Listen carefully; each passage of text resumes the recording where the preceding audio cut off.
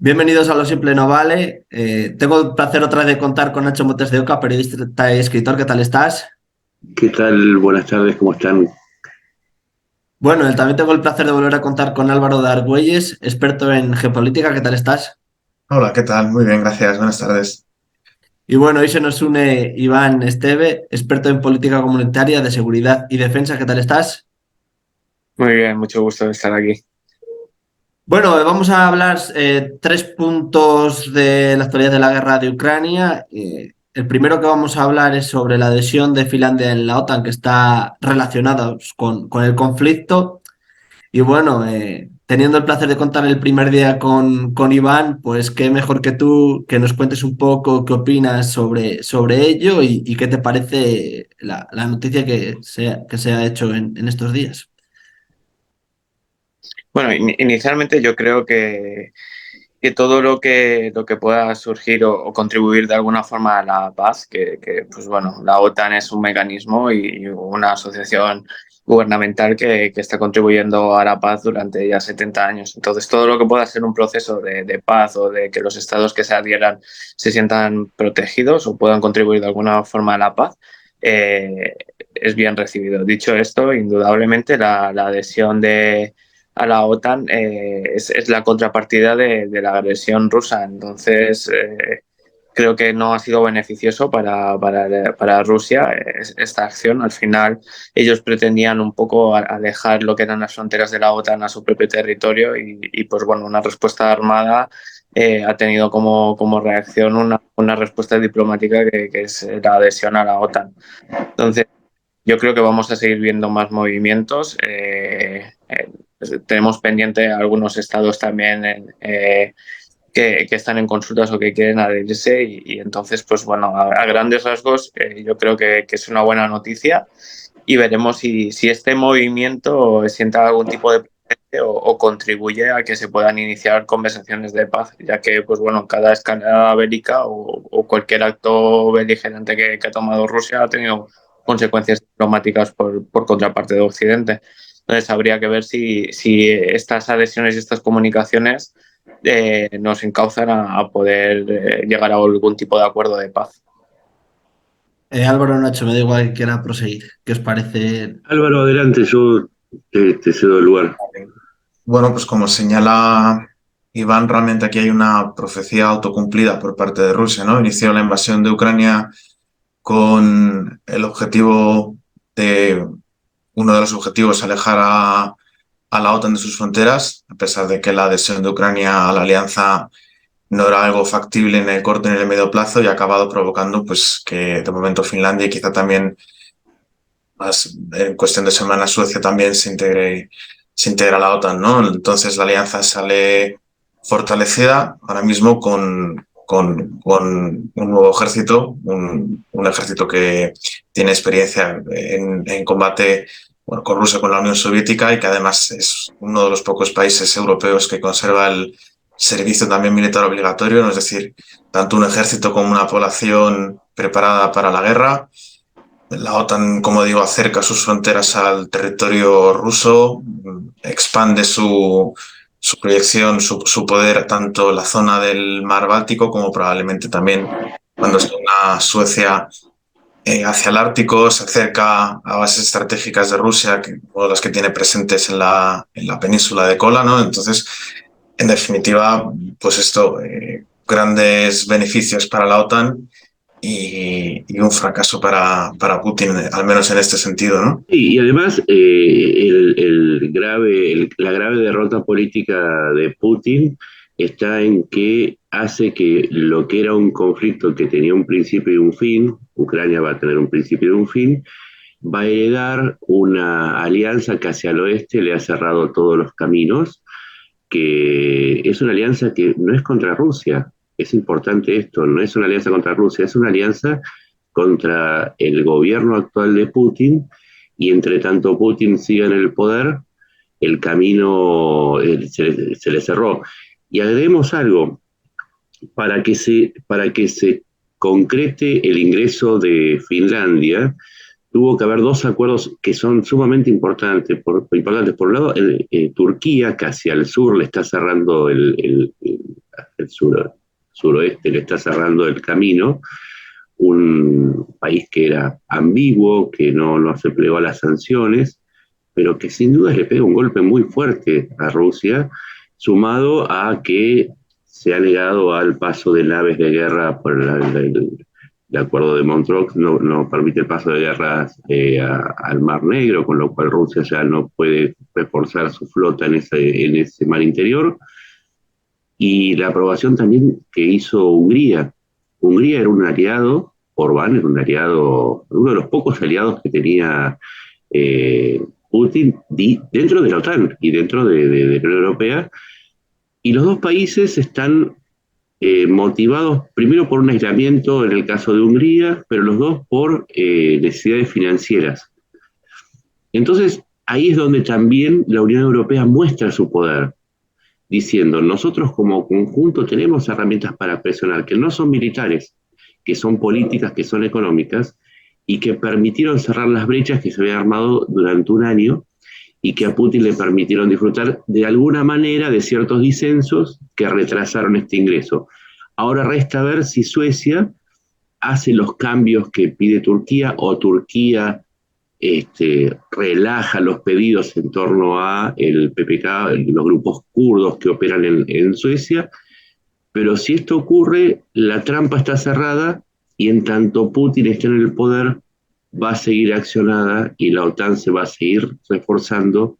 Y por último, una OTAN que, recordemos, antes de que Putin invadiera, este fue el hecho inicial, este es el que desata todos los sucesos, antes de que invadiera por segunda vez a Ucrania, tenía una postura más bien floja, porque cuando Rusia invadió Crimea no tuvo esta reacción.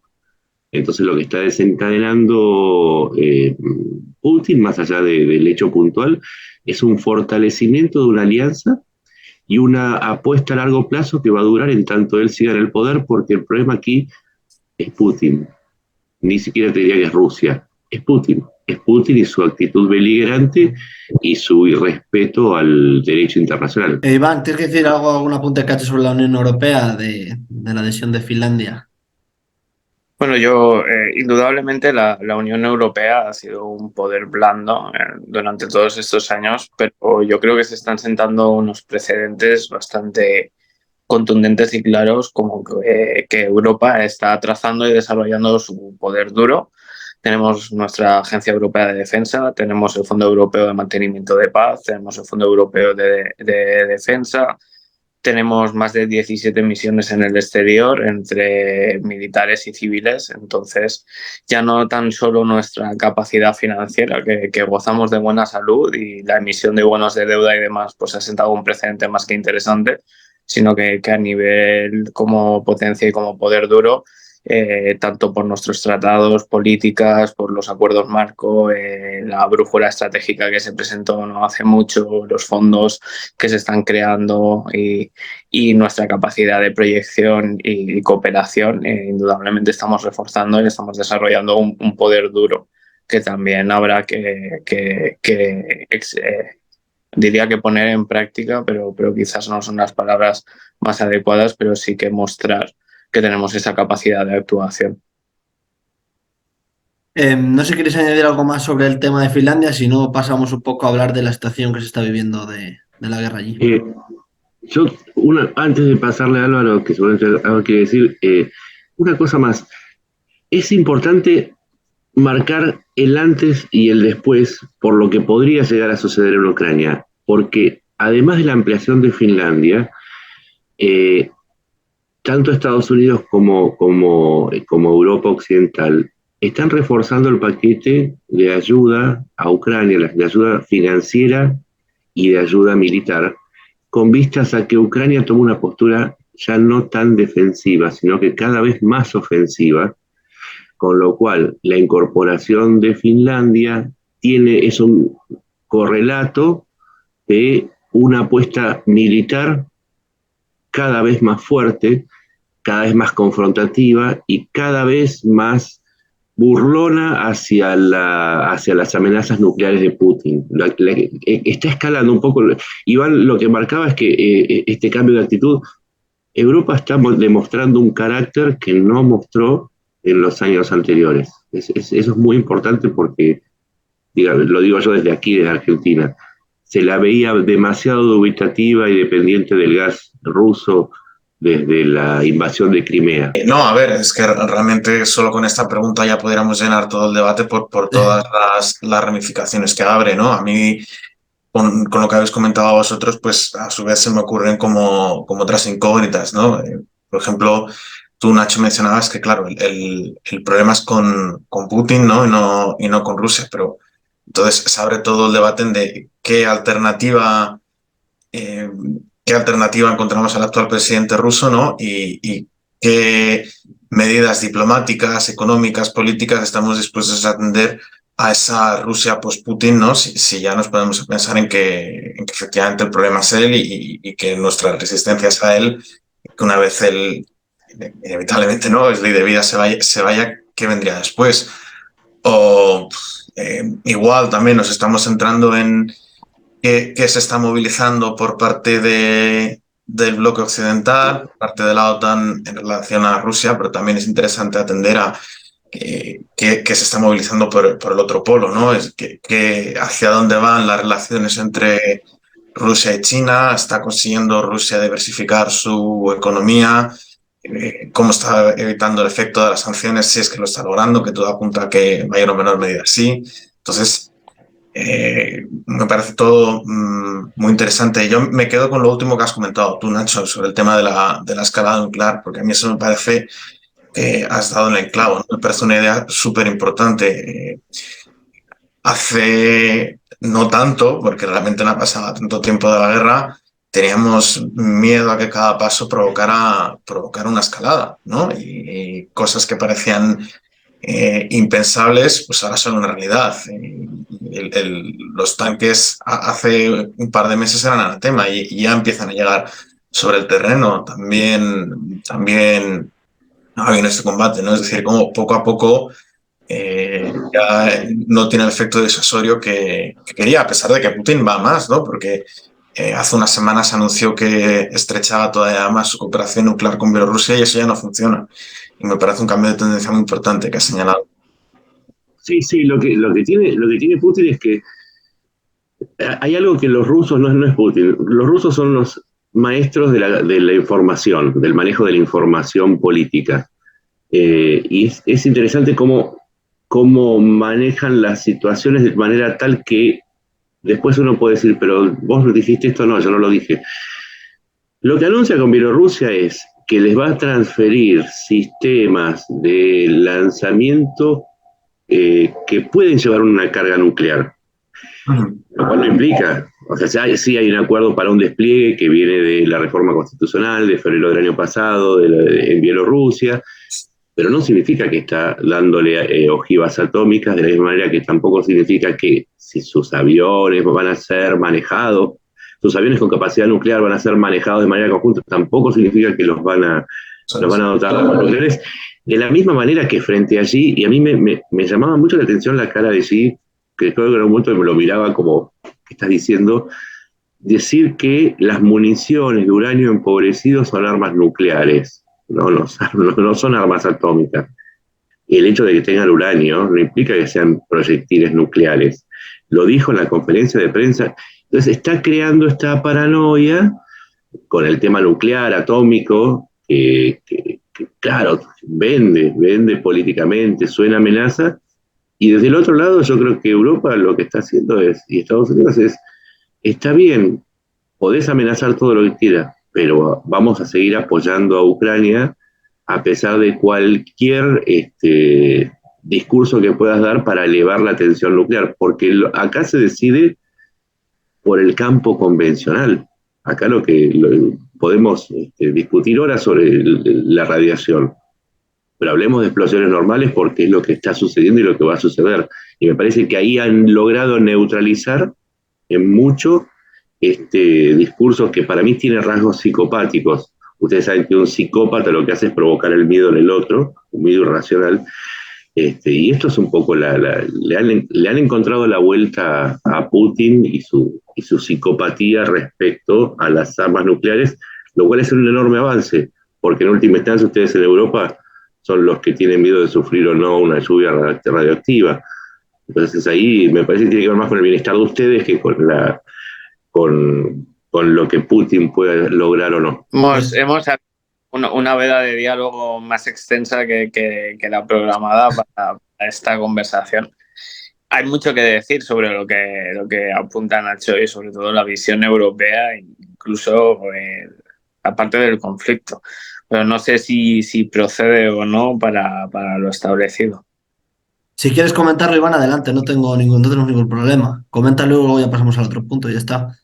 Mira, indudablemente estamos en una situación conforme si nos ponemos técnicos, dejamos la política de lado y hablamos como personas técnicas y ponemos en exposición lo que son los más de 400 días de conflicto. Hemos pasado de una posición de material meramente defensivo, de material bélico defensivo, a material ofensivo. Le estamos dando más capacidades a Ucrania, le estamos dando más medios, entonces, claro, el discurso también está cambiando por ambos lados. La presión de la utilización de armas nucleares pues también cada vez es más elevada, pero nos vamos a encontrar en una tesitura muy clara. Europa o Occidente, Europa, OTAN, como lo quieras englobar, cada vez somos una parte o la línea entre parte beligerante y menos beligerante del conflicto cada vez se diluye más. Y luego el uso de armamento nuclear, es que el armamento nuclear puede ser el uso de armamento táctico. Es que antes de emplear el uso real podemos ver pues, que cae un proyectil cerca de las costas de Odessa. Podemos ver muchos escenarios. Indudablemente, Rusia cada vez está siendo más acorralada. Y al final, pues esto es lo que pasa con cualquier, hablando mal y pronto, con cualquier animal. Cuando se le acorrala o muerde o huye. No sabremos qué va a ocurrir. La idiosincrasia rusa es muy propia, pero está claro que cada vez más la línea de parte beligerante del conflicto se diluye y luego es que no podemos olvidar que cualquier conflicto tiene que caminar hacia la paz, ¿no? O sea, es que debemos de caminar hacia la paz, no podemos ponernos en ahora cazas, ahora munición, ahora...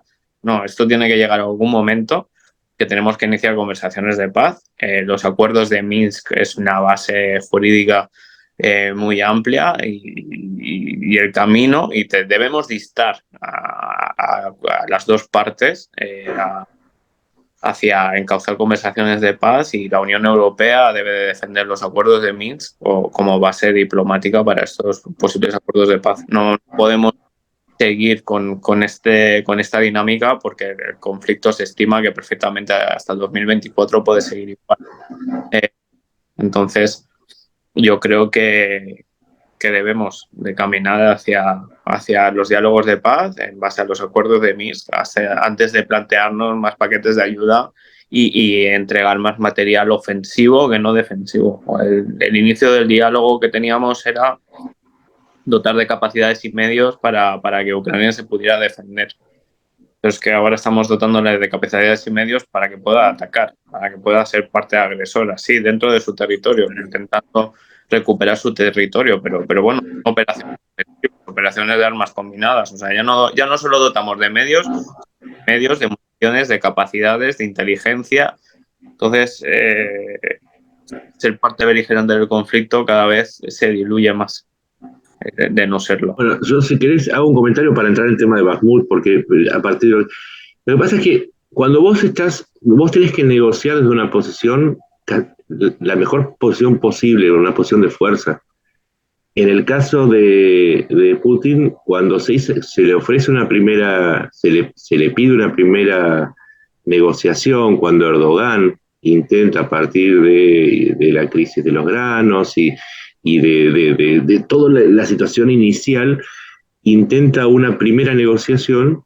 Luego Putin lo que hace es hacer la anexión con los referéndums bajo ocupación militar. Pero también hay que recordar algo, y esto es importante porque tiene que ver con lo de Bakhmut. En ningún momento, pero en ningún momento no hubo un solo día sin ataques o terrestres o contra ciudades ucranianas por parte de Putin. Es muy difícil que se negocie cuando la parte agresora, desde el derecho internacional, podemos tener visiones distintas, pero el derecho internacional es uno. El ingreso en el territorio soberano fue de Rusia a Ucrania. Entonces, si la parte agresora no deja de atacar, ataca a blancos civiles, ha bombardeado desde instalaciones industriales hasta sanitarias, de energía, tiene algo que es real, que es un pedido de captura de La Haya por crímenes de guerra. Está Bucha, están los calabozos de tortura de Isium.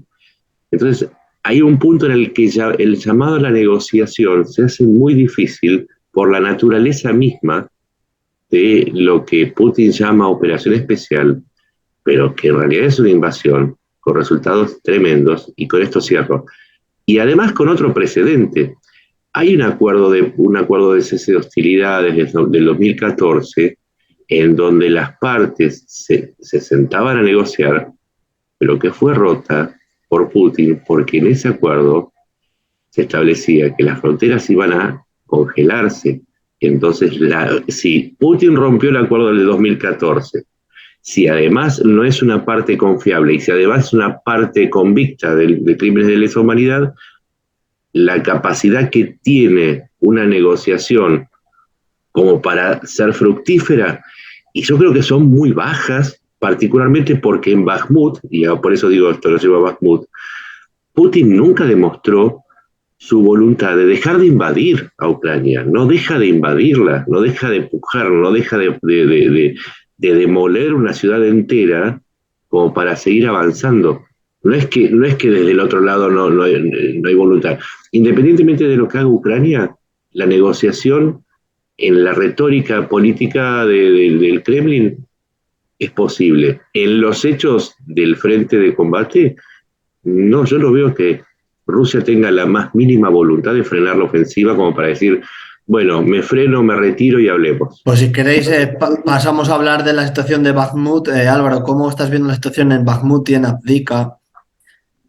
Bueno, en Bakhmut en particular se ha deteriorado mucho la situación a lo largo de estos últimos días, y yo creo que ya sí que sí se puede dar como una certeza que Rusia al final va a hacerse con el control completo de la localidad, además a lo largo de este mes. No es verdad que todas estas predicciones se llevan haciendo meses prediciendo la caída definitiva de la ciudad, pero yo creo que esta vez sí que parece que está cada vez más cerca que nunca.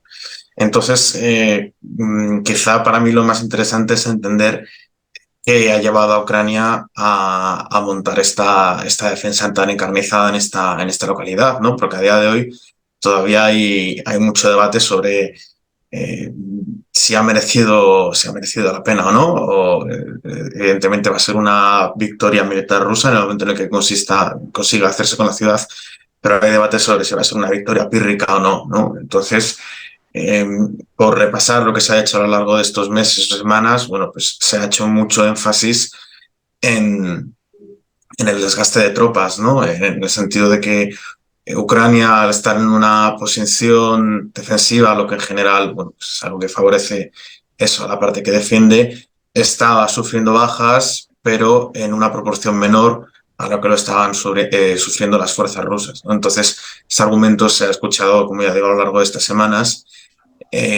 con debate, porque hay quienes decían que, bueno, en ese cálculo, en ese equilibrio de poder, en ese comparar las bajas, no se estaba teniendo en cuenta que parte de las bajas de Rusia procedían de los batallones penitenciarios o penales que estaban siendo reclutados por el grupo Wagner, ¿no? Entonces, Rusia estaba perdiendo más tropas, pero eran soldados de baja calidad, por así decirlo, frente a unidades ucranianas de élite. Todo ese debate se ha escuchado mucho a lo largo de estas semanas, aunque parece ser que con matices, porque no es del todo cierto que Rusia solo estuviera enviando estas tropas de Wagner, ¿no?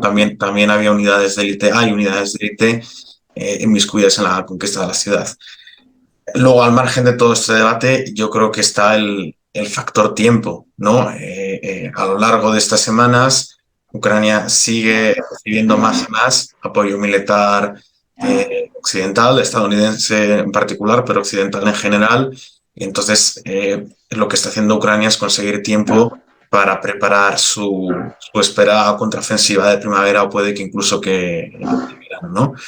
Y ya el tercer punto, que quizá es el que tenga que ver más con la política, por así decirlo, ¿no? Y el que parece ser que ha aflorado públicamente en discusiones entre Estados Unidos y el propio Zelensky, y es que, bueno, pues para el presidente ucraniano esta localidad, al margen del valor estratégico, al margen de que sea una posición defensiva, era tan buena como cualquier otra para resistir, ¿no? Al final la idea es que Zelensky no quiere abandonar Donetsk, no quiere abandonar el Donbass, entonces va a luchar en esta localidad o en cualquier otra frente a Estados Unidos, que parece ser que lo que de alguna forma le está diciendo es que abandone esta localidad, que ya no pierda más tiempo en esta localidad, que vaya a la siguiente línea defensiva, que es la de las localidades de Sloviansk y Kramatorsk, y que se centre en preparar su contraofensiva, ¿no? Que ya hablaremos más adelante de ello.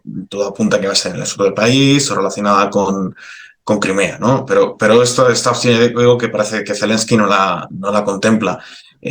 No contempla deshacerse del Donbass para poder recuperar Zaporilla o para poder avanzar Crimea, ¿no? En su mente parece ser que todavía contempla, pues bueno, la posibilidad de recuperar o mantener parte del Donbass. Y eso conecta con las dos otras localidades por las que me has preguntado, ¿no? Por Avdiivka y por Marinka. Son localidades que están a muy pocos kilómetros de la propia Donetsk, ¿no? De la capital del Oblast.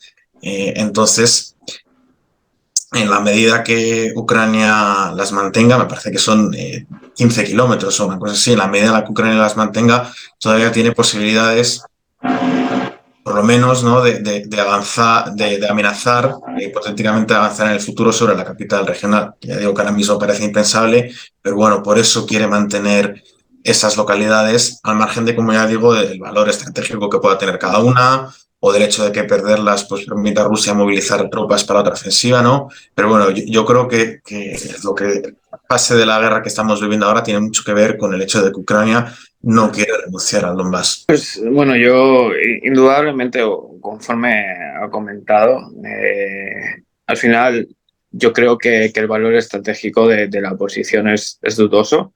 Creo que ha pesado más el significado de mantener la posición, de poder hablar, pues bueno, al final para Ucrania, suelo perdido, suelo difícil de recuperar. Entonces, cualquier defensa centímetro a centímetro de su territorio, para ellos o políticamente o para el diálogo interno y para el foro externo para seguir recibiendo apoyo es lo correcto, al margen de que sea una defensa estratégica o de que se haya tenido otras consideraciones. Hay cifras que dicen que por cada soldado ucraniano caído en combate han caído 3 rusos, entonces la proporción de bajas ha estado ahí.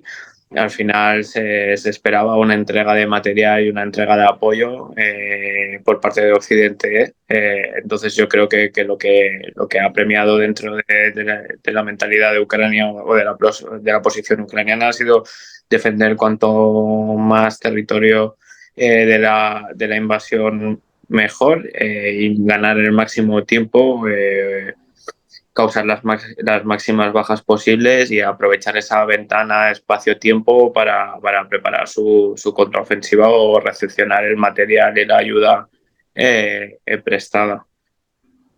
Sí, a ver, creo que coincido con ambos. Bakhmut, Avdiivka o cualquier localidad en sí no tienen tanto valor militar ni estratégico como político. porque Ucrania tiene que rendir cuentas a sus sponsors sobre la efectividad o sobre su voluntad de lucha. Entonces el símbolo es la defensa, más allá de que si lo logra o no lo logra. Pero también hay otro factor que no tiene nada que ver con lo militar ni con lo político, sino con lo humano. El avance, si nosotros vemos, no sé, Soledar, ni hablar de Mariupol, en Bakhmut, lo estamos viendo todos los días. Los avances de Rusia se producen demoliendo ciudades enteras. Es decir, no es que Ucrania pierde una posición estratégica o no, pierde una ciudad completa. Tiene que llevar la población, permitir que salgan, etcétera, pero desaparece una ciudad. Hay que ver lo que hay al sur de Vuhledar. No queda casi ciudad, no queda estructura, no queda infraestructura, no queda nada. Entonces, por ahí es un cálculo, uno lo ve sobre el mapa y puede hacer una serie de flechas, etcétera, pero hay que ver una parte que es que si Ucrania se retira a otra ciudad, a esa ciudad a la que se retira, Chasippzar, no sé, o tome la ciudad que ustedes quieran, la está condenando a ser demolida. Entonces también hay una consideración más allá del símbolo, de cuánto es lo que pierde, más allá de lo que también va a costar recuperarla después. Me retiro a una ciudad, a esa ciudad a la que me retiro, la condeno. Por eso también en su momento se retiró más al norte, ahora no me sale el nombre de la ciudad, de Lysychansk y su ciudad hermana. Porque vos, una ciudad, nada, como dije, la guerra termina, pero las ciudades tiene que no puede seguir demoliendo sus ciudades permitiendo que Rusia avance. Por más que sí, es cierto, una ciudad permite una defensa más efectiva, pero cuando terminaste tu defensa efectiva, no te quedó ni una casa sana, no te quedó hospital, no te quedó nada, comercios, industrias, todo eso desaparece. Severodonetsk y Lysychansk. Ahí Ucrania decidió retirarse, pero hay que ver, y ahí con esto termino. No sé si ustedes recuerdan que primero se retiran de Severodonetsk y después de Lysychansk. Hubo una breve resistencia en Severodonetsk, pero la mitad de Severodonetsk quedó destruida. Y después Lysychansk quedó casi intacta porque decidieron retirarse. Ese es el costo que paga Ucrania. Es un costo humano. Y dentro de esa ciudad hay gente, hay personas. Entonces, mejor resistir en Bakhmut, entre las ruinas de Bakhmut, que trasladar esa misma destrucción a ciudades más grandes, más pobladas, y que después hay que recuperar. Porque ese mismo ratio que marcaba Iván, de 3-1 a favor del defensor, si vos perdés una ciudad, después tenés que atacarla, y donde vos lograbas ese ratio favorable, después se invierte. Y vos vas a tener que perder tres soldados por cada uno de los rusos. Entonces hay cierta lógica en convertir en símbolo esta defensa y en defenderlas. Digo, porque quizás desde el mapa no se ven estas cosas, pero es importante para mí. Sí, yo creo que más que el hecho de que también, ¿no? De que hipotéticamente cuánto podría costar recuperar Bakhmut en el futuro, yo creo que es el miedo a no recuperarla nunca, ¿no? Es decir, el territorio que abandone ahora mismo Ucrania en Donetsk es un territorio que ya probablemente no pueda recuperar, ¿no? Por eso se está convirtiendo claro, está luchando por cada palmo del terreno porque ya es territorio perdido, ¿no? O sea, cuando se habla, ahora llegaremos a ello, pero cuando se habla de la resolución del conflicto, de a dónde va, a qué clase de acuerdos se pueden llegar, yo creo que todo el mundo en mayor o menor medida baraja la posibilidad de que Rusia, pues por lo menos mantenga los bordes de control fáctico 2014, ¿no? De parte del Donbass y de Crimea. Entonces, ese es un poco yo creo que también lo que mueve a Ucrania, ¿no? El hecho de decir, es que si nos vamos de aquí, esto ya no lo volvemos a ver nunca. Si no queréis ya hablar un poco sobre Bakhmut, ya pasamos al último punto, ante la posible ofensiva que se puede llevar a cabo en Crimea ahora en primavera, si la ves posible o no. Sí, a ver, yo creo que sobre la propia península de Crimea no va a ser, sino que lo que de alguna forma quiere Ucrania es avanzar hacia los límites, ¿no? Ponerla dentro del alcance tanto de su artillería convencional, sobre todo, pero de su artillería de largo alcance, ¿no? Los HIMARS y toda esta clase de sistemas que está proporcionando Estados Unidos, ¿no? De alguna forma poder amenazar la península, que eso sí que ya fuera una línea roja que forzara a Rusia a sentarse a negociar, porque lo que estábamos comentando antes, ahora mismo Rusia realmente no tiene ningún incentivo para llegar a ninguna negociación con Ucrania, mientras pueda tratar de seguir tomando todo el territorio que le sea posible. Pero si Ucrania es capaz de partir en dos las zonas de ocupación rusas, ¿no? Si aísla el Donbass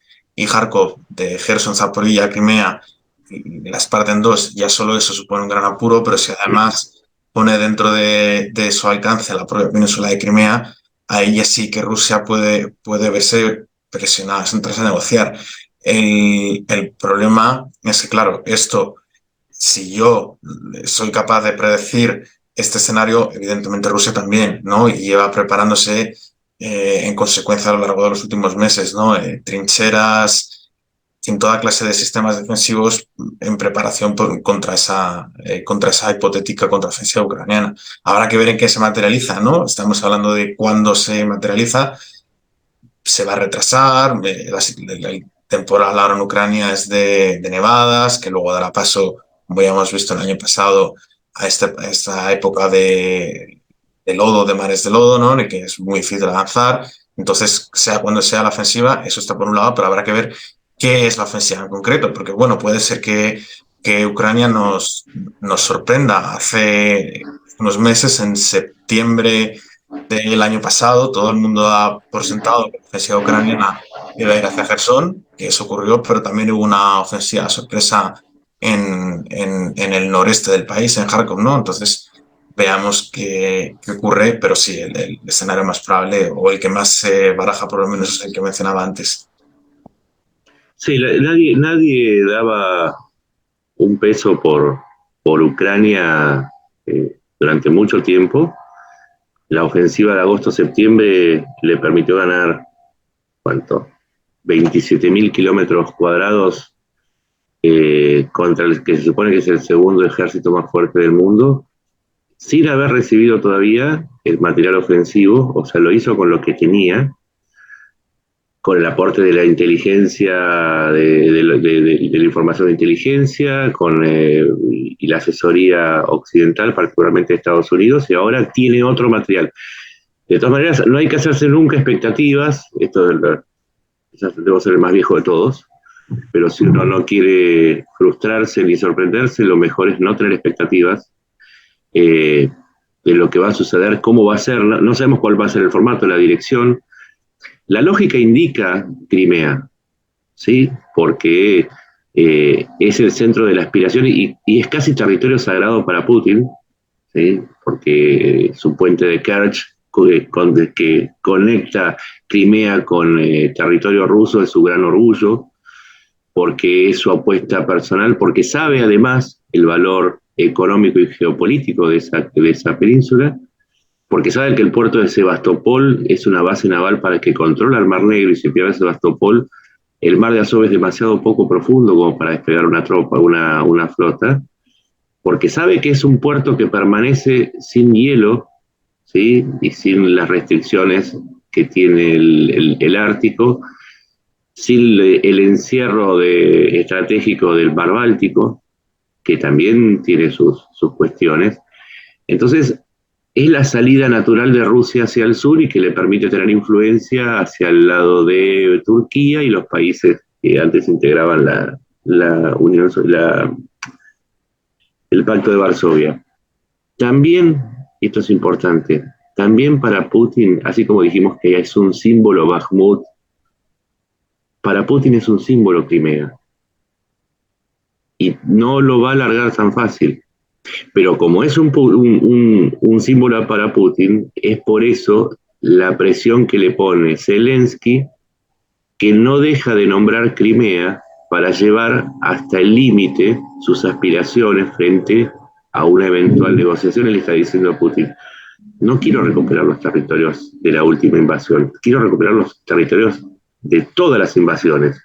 Le eleva la apuesta, y quien tiene para perder poco, mucho promete. Entonces es importante entender que Crimea es un diálogo personal también entre Putin y Zelensky, para decir hasta qué punto uno está es capaz de actuar.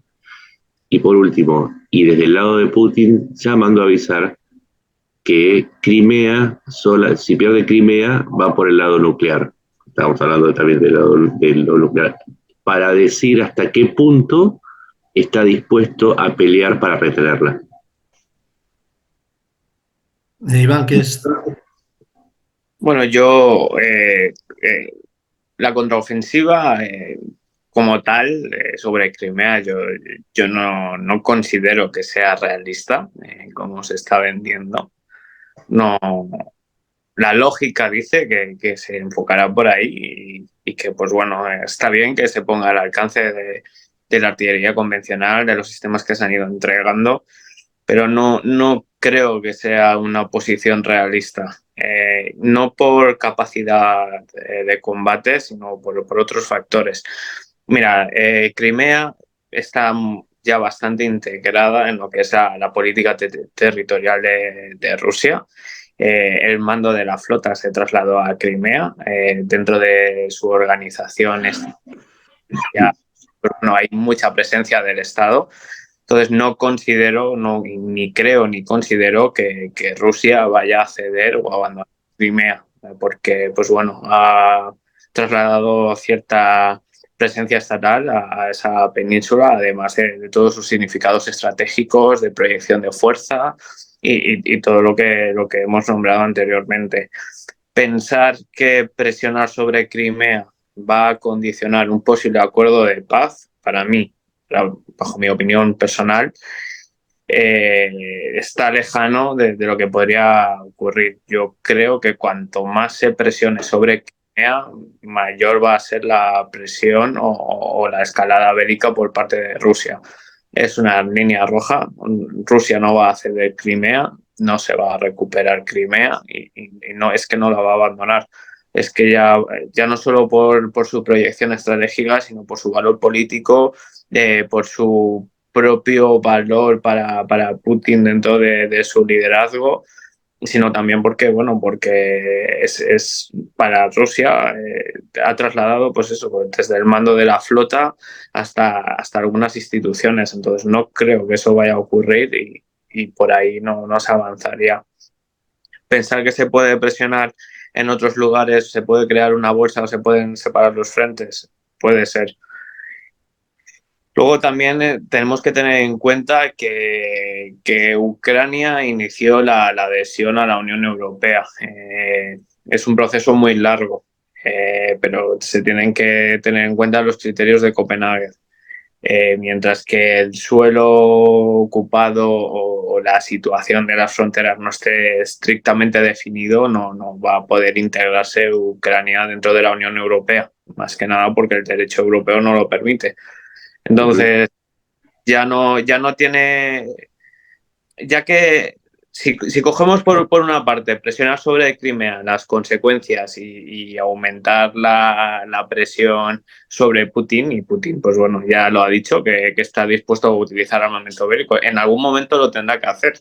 O sea, su discurso es muy claro: pierdo la presidencia o cumplo las amenazas. Nos movemos en esa horquilla. Ya no estamos hablando de... Entre medias hay muchos más recursos, como aumentar las movilizaciones, aumentar la presión, que Bielorrusia forme parte activa del conflicto, despliegue fuerzas expedicionarias o voluntarios, cual fuera el nombre que se le diera. Hay muchos pasos intermedios, pero bueno, por definir mi postura o mi pensar, no creo que la ofensiva sobre Crimea sea posible. De serlo posible sería contraproducente. En el sentido de contraproducente, entiendo desde que aumentaría la escalada bélica y la tensión hasta que bueno, las consecuencias podrían ser más elevadas. teniendo en cuenta las aspiraciones de Ucrania, lo lógico, o si nos fuéramos a un punto de paz, es que sí que se pudieran recuperar las últimas provincias anexionadas, se caminara por el proceso de adhesión de la Unión Europea, se tuvieran en cuenta los criterios de Copenhague y una vez Ucrania formara parte de la Unión Europea, pues bueno, ya no solo el territorio propio del Estado está dentro de la Unión Europea y bajo un paraguas más amplio. Al final están los acuerdos de Minsk ahí, de 2014 que sientan un precedente diplomático. Entonces yo creo que, bueno, podremos ver algún tipo de contraofensiva seguramente, pero no creo que sea una contraofensiva que se está vendiendo de recuperar Crimea o de recuperar un territorio de una forma excepcional. Sí, es cierto, si vos tenés problemas territoriales es complicado, la Unión Europea es complicada, y además estaría tomando una brasa caliente que, digamos, no es el estilo de la Unión Europea. Lo más probable es que quieran resolverlo. Pero hay un problema con Crimea, y estas líneas rojas, que Putin está diciendo, no van a tocar Donetsk, no van a tocar Luhansk, Mariupol ya es mía, Crimea es intocable. Entonces, estas líneas rojas que establece son como las de un chico caprichoso que dice, vamos a hablar de lo que sea menos de este tema, de este tema, de este tema. Y quizás uno fue a hablar de esos 4 temas que él prohibió. Entonces, la postura infantil que tiene Putin, que yo digo infantil en el sentido de que parece un niño malcriado, pero que es muy peligrosa, porque si hablamos, si tocamos estos temas, te tira una bomba nuclear. Corta mucho el diálogo, y corta el diálogo porque dices, de esto hasta acá llegas. No, es que señor, no es un problema de que hasta acá llegó, el problema es que usted lo invadió. Por eso digo, a veces lo fáctico y en el derecho funciona así. ¿De quién era esa zona? Las fronteras internacionales reconocidas por la ONU, cuando ambos países se reinscribieron después de la caída de la Unión Soviética. ¿A quién pertenecía Crimea, Zaporizhia, Donetsk, Luhansk y Kherson? ¿A quién pertenecían? Podemos discutir horas, pero son de Ucrania. Son de Ucrania. Entonces, que Putin vaya en contra del derecho internacional diciendo, no, ahora son mías, ¿por qué? Porque una la invadió en 2014 y otras las invadió en 2022. Bueno, pero eso no es derecho internacional. Eso es la ley de la selva. Y ese es el gravísimo problema más allá de Ucrania. Es que si se impone la ley de la selva, finalmente las fronteras van a volver a ser establecidas como la época de los mongoles por las hordas. Es el problema básico, más allá de Crimea, de Putin, es que hay un estado de naturaleza salvaje que me parece que es lo que está puesto en duda. Más allá de la ofensiva, que coincido, no sé si va a llegar a Crimea, es muy difícil militarmente. Pero volvamos a lo básico, ¿de quién es ese territorio?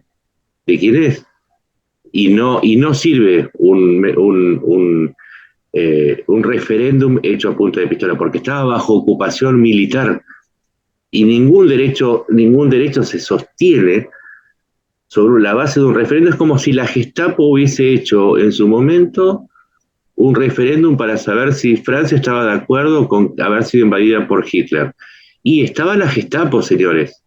¿Cómo va a votar la gente bajo un sistema de ocupación y represión armada? Es el derecho, finalmente es el derecho lo que tiene que primar. Retroceder la invasión, si quieren, hagamos que vuelvan los refugiados, que vuelvan los desplazados, que vuelvan todos a su lugar original, y ahí hagamos un referéndum con observadores internacionales, no como lo que se hizo en la parodia de septiembre, de invitar a observadores venezolanos de Corea del Norte y de Nicaragua para que digan sí, es una elección limpia. Y sí, claro, lo mismo que te cantaban el feliz cumpleaños en tu casa son los que vos decís que van a ser los árbitros del partido de fútbol. No es aceptable. Digo, a veces se complejiza todo mucho, pero volvamos a lo básico. ¿Quién invadió a quién? ¿De quién es el territorio? Y después, si quieren, sigamos discutiendo, pero lo básico es lo básico, blanco o negro, y si llueve, mojo. Digo, es Derecho internacional es la base de todo, desde luego.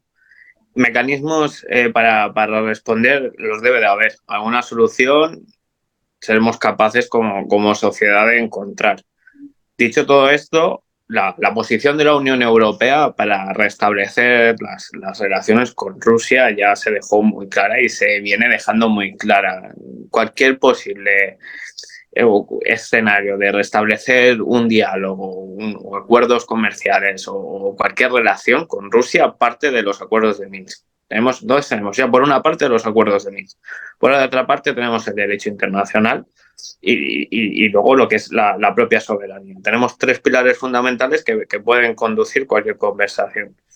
Dicho esto, en cualquier acto de guerra, cualquier negociación se parte de dos posturas, cada cual la suya más beneficiosa, y el arte de la negociación es llegar a un punto intermedio donde haya un acuerdo. Tenemos claro qué es lo correcto, qué no es lo correcto, no podemos perder la parte y la vista de cuál es la parte agresora del agredido, ni el derecho internacional. O sea, yo creo que tenemos los ítems necesarios para sentar un escenario en el que se pueda conversar. Pero también es cierto que Crimea está como más gubernamentalizada, por decirlo de alguna forma, o intentar, es una palabra que pueda englobarlo todo, como dentro de Rusia, y las otras provincias anexionadas no estatal, no hay estructuras militares creadas o definidas como es el mando de una flota, como hay en Crimea. Pero es que Putin es un niño pequeño con grandes armas, ¿sabes? O sea, tiene juguetes muy caprichosos para lo pequeño que es. Entonces, al final vamos a tener que llegar a un punto en el que tengamos que atender todos los posibles escenarios y elegir y dialogar y entender a ambas partes. O sea, como Occidente o como Unión Europea o Naciones Unidas, no tiene que ser justa, tiene que ser imparcial y tiene que velar por el cumplimiento del derecho internacional, por la separación de guerra, por tener en cuenta y que se haya justicia sobre los crímenes de guerra, por personal, que es garante lo que es regular esto. No sé si en algún momento veremos azules o veremos tipo de esta iniciativa, porque vienen desde el 2014 hasta aquí. Entonces, algunos mecanismos se tienen que dar. El conflicto, que haya un acuerdo de paz, el cese del fuego, tienen que ser garantes y tiene que establecer alguna o de territorio neutral, o se tienen que dar muchas garantías. Pero es muy difícil pensar que podemos llegar a un acuerdo de paz o a un acuerdo de cese de hostilidades o cualquier tipo de mecanismo diplomático pensando, y esto quizás es bastante impopular, pensando que Ucrania va a recuperar el 100% de su territorio. Yo no creo que a estas alturas del conflicto, con todas las bajas que hay en ambos bandos, pensar que se va a saldar el conflicto teniendo Ucrania al 100% de su territorio. Es muy difícil pensar que esa posición es defendible de cara a un acuerdo de paz. Al margen, que hay que mantener el derecho internacional, los acuerdos de Minsk, y diferenciar muy bien de lo que ha sido el agresor del agredido. Fíjate, yo creo que, por sintetizar un poco, pero yo creo que en realidad, por lo menos con lo que respecta a Crimea, los tres partimos de las mismas premisas, de las mismas ideas. O sea, yo creo que los tres hemos dicho que no imaginamos una situación en la que el ejército ucraniano recupera la península, ¿no? Yo creo que cuando se habla de la ofensiva de Crimea, se piensa sobre todo en eso que decía antes, en llegar a las puertas de, pero nadie se imagina que esta primavera Ucrania vaya a recuperar Crimea, o por lo menos hasta donde yo conozco. Y luego, lo otro, lo que yo pienso que estamos de acuerdo es en la particularidad de la península, ¿no? Tú hablas de que es un territorio que está más gubernamentalizado, institucionalizado, ¿no? Integrado en el aparato estatal de la Federación Rusa. Tú, Nacho, has comentado el valor geopolítico, económico que tiene la península. O sea, todos tenemos claro que es un territorio especial, dentro de los que se está reclamando para sí, donde creo que hay más diferencia es a la hora de decidir qué pasará si Ucrania amenaza ese territorio. Entonces, efectivamente, hay quienes piensan, y creo que yo me incluyo en este primer campo, que amenazar ese territorio de alguna forma va a ser lo que ya finalmente sea la antesala a una negociación, o cuando haya realmente ese equilibrio de fuerzas en los que los dos se pueden hacer amenazas en el sentido en el que ambos actores tienen ganas de voluntad de sentarse a negociar, o la segunda vía, y creo que es un poco en línea lo que has comentado, es que tenga realmente el efecto contrario, que esto sea una línea roja para Putin, pero que lejos de obligarle a sentarse a negociar, provoque una escalada nuclear o la involucración de Bielorrusia o las que sean. Entonces realmente eso es lo que está por dilucidar, es lo que está por ver a lo largo de estos meses. Yo soy un poco escéptico en el sentido de cuántos ases más le queda bajo la manga a Rusia, ¿no? Por ejemplo, el tema de la movilización. Se habla de la movilización a veces muy a la ligera, ¿no? Realmente las primeras movilizaciones, la primera movilización funcionó porque evitó los grandes centros urbanos de Rusia, y la segunda movilización funciona porque se está llevando de forma encubierta, ¿no? Es decir, tampoco hay es una solución que Rusia pueda estirar hasta el infinito. Evidentemente, las mismas limitaciones tiene Ucrania con respecto a los misiles, ¿no? Pero que va a haber un punto en el que eso ya se acabe. Entonces, o vamos hacia la catombe nuclear, que ya lo hemos tratado aquí y que yo creo que no estaría en el interés de ninguno de los actores, empezando por el de la propia Rusia, o ya llegar a un punto en el que se vean forzados a sentarse a negociar. Pero yo creo que antes de todo, los dos actores tienen preparadas sus mesivas y los dos actores las van a llevar a cabo. Sí, Ucrania, ojo que no alcanza. A veces, a ver, Ucrania no necesita tomar Crimea para plantear un desafío en la península. Vamos a unas particularidades que tiene la península. En primer lugar, está unida al resto del territorio ucraniano por una serie de istmos muy pequeños, muy estrechos en términos militares, y por el puente de Kerch con el territorio ruso. Pero además depende, para ser provista de agua, es una zona seca, es una zona que necesita agua desde fuera de su zona, que viene del gran canal de Crimea, que viene desde el Dnieper a través de la represa de Nova Kakhovka. Es decir, bastaría con que Ucrania cortara el puente de Kerch nuevamente, y esto puede suceder si se acerca, o sea, si se acercan las tropas y logra avanzar hacia la zona de Crimea, Ucrania, y derrotar a las tropas rusas, estaría en posición de amenazar y de sitiar Crimea con su 1.000.000 de habitantes, sin siquiera sin pisar un metro de terreno. Podría colocar a la península en una situación muy incómoda, porque dependería del tráfico a través del mar de Azov, de barcazas. Ya pasó en la Segunda Guerra Mundial, esto que estoy describiendo. Los nazis habían establecido una posición muy fuerte en Crimea, pero muy fuerte. ¿Por qué? Porque es una área muy estratégica. Y después de 40.000 muertes, los rusos dijeron, no vale la pena hacer un asalto frontal, primero la vamos a debilitar. E hicieron lo que estamos diciendo ahora, le cortaron el suministro. Entonces, claro, Alemania intentó hacer la logística por medios marítimos, y no funcionó. Entonces, cuando hablamos de qué se hace con Crimea, quizás la ofensiva, no sabemos qué va a pasar con la ofensiva, coincido, no sea tomar Crimea, sino amenazarla, y amenazar la posibilidad de que Rusia pueda mantener su posición ahí. No es fácil.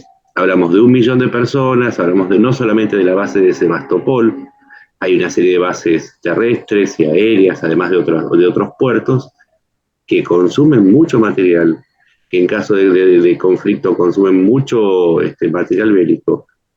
Y me parece que tenemos que analizar esa posibilidad, porque esa línea roja que dice Putin, no te metas con Crimea, puede ser decirle, bueno, está bien, la línea está acá, yo te estoy tirando piedras desde atrás de la línea, pero no la pasé. Y ese podría ser también un juego, es una posibilidad, ¿no? Que tenemos que considerar. Porque, ojo, que Ucrania muchas veces no se mete directamente en las ciudades, las rodea y las asedia. Eso es lo que hizo en agosto y en septiembre. Cuando tuvo que tomar Isium no se metió en un conflicto directamente, la rodeó, hizo que las tropas adentro se rindieran, y eso lo está repitiendo como método.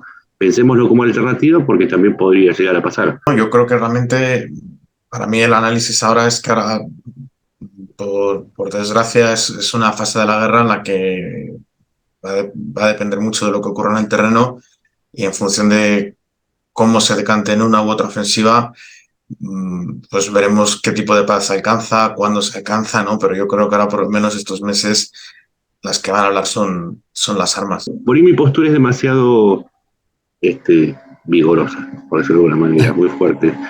Pero a mí me gustaría que ustedes me digan, desde su especialidad, cómo se imaginan que va a ser la situación dentro de 3 meses. ¿Cómo describirían la situación dentro de 3 meses? Yo es que creo que en 3 meses no va a haber grandes cambios.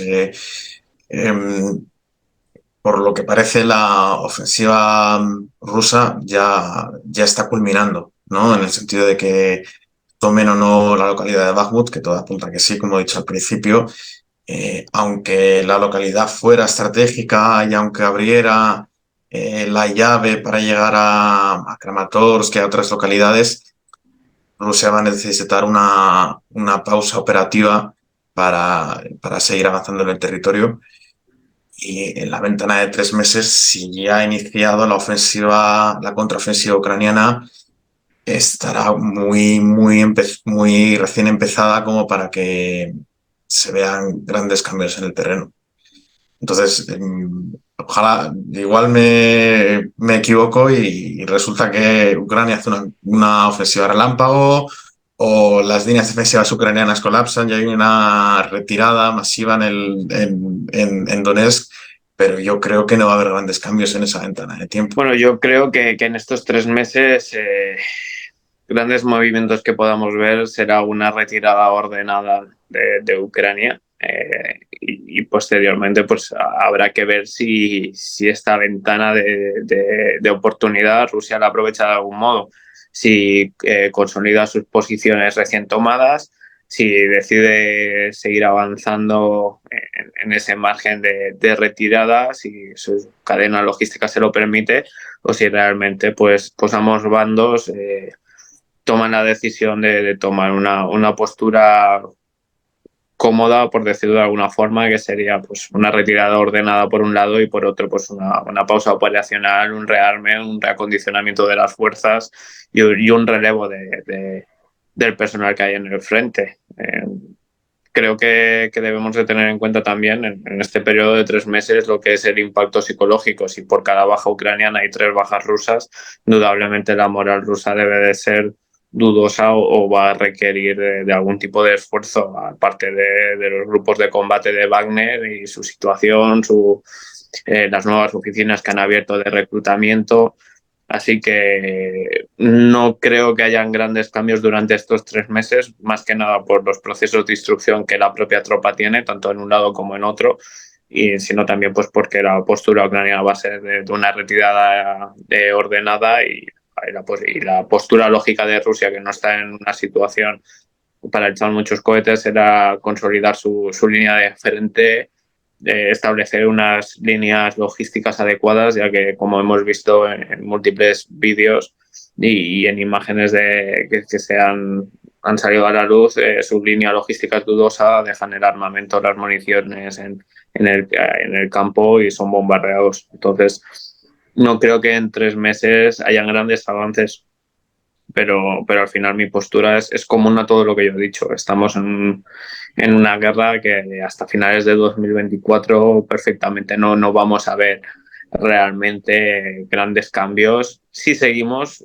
con un conflicto meramente convencional. Daros las gracias a los tres y espero que volver a contar con vosotros otro día, y muchísimas gracias por compartir vuestro tiempo conmigo. Claro que sí, muchas gracias a ti por contar con nosotros. Pues muchas gracias, un abrazo. Ujú. Adiós. Gracias, Pascuas, a todos. Gracias. Un abrazo.